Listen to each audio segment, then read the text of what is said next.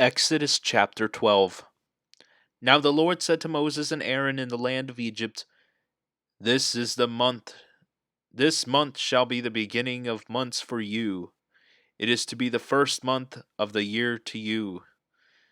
Speak to all the congregation of Israel, saying, On the 10th of this month they are each one to take a lamb for themselves according to their fathers' households, a lamb for each household. Now if the household is too small for a lamb, then he and his neighbor nearest to his house are to take one according to the number of persons in them, according to what each man should eat. You are to divide the lamb. Your lamb shall be an unblemished male, a year old. You may take it from the sheep or from the goats. You shall keep it until the 14th day of the same month. Then the whole assembly of the congregation of Israel is to kill it at twilight. Moreover, they shall take some of the blood and put it on the two doorposts and on the lintel of the houses in which they eat it. They shall eat the flesh that same night, roasted with fire, and they shall eat it with unleavened bread and bitter herbs.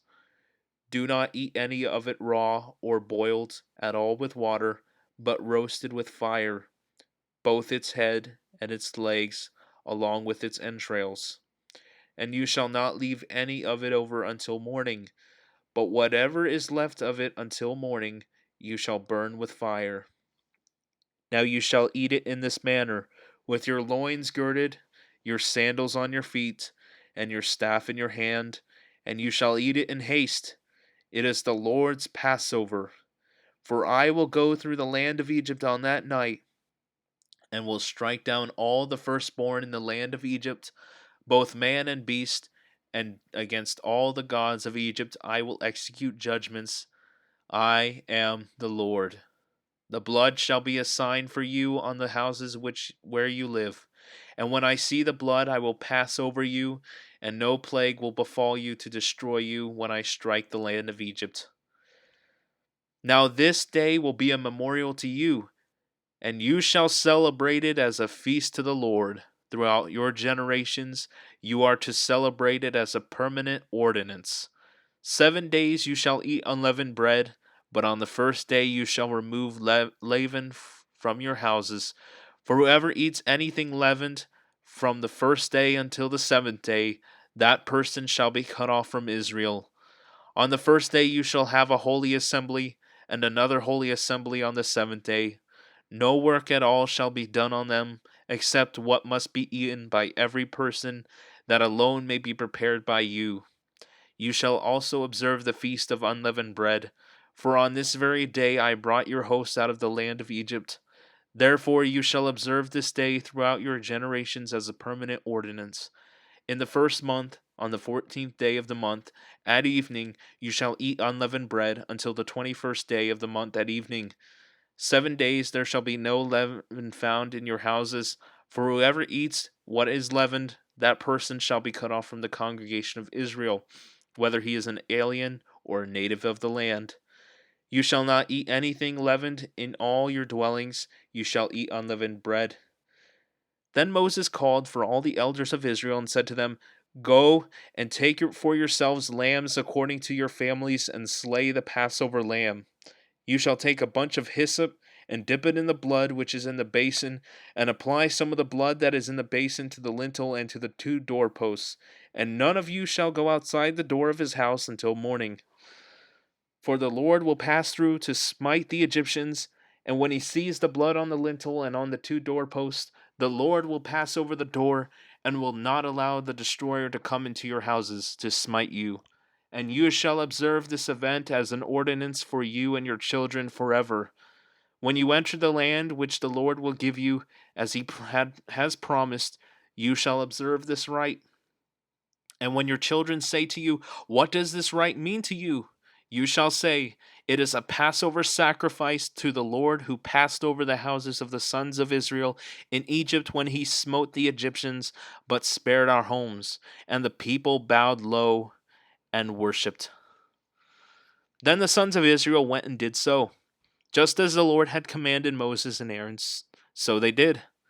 Now it came about at midnight that the Lord struck all the firstborn in the land of Egypt, from the firstborn of Pharaoh who sat on his throne to the firstborn of the captive who was in the dungeon, and all the firstborn of cattle.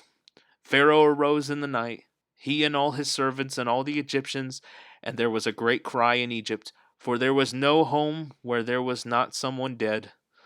Then he called for Moses and Aaron at night and said, Rise up, get out from among my people, both you and and the sons of Israel, and go, worship the Lord as you have said.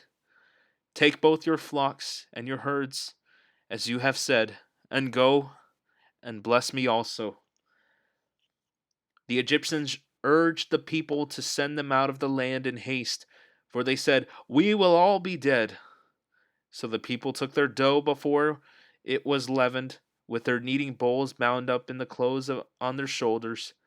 Now the sons of Israel had done according to the word of Moses, for they had requested from the Egyptians articles of silver and articles of gold and clothing.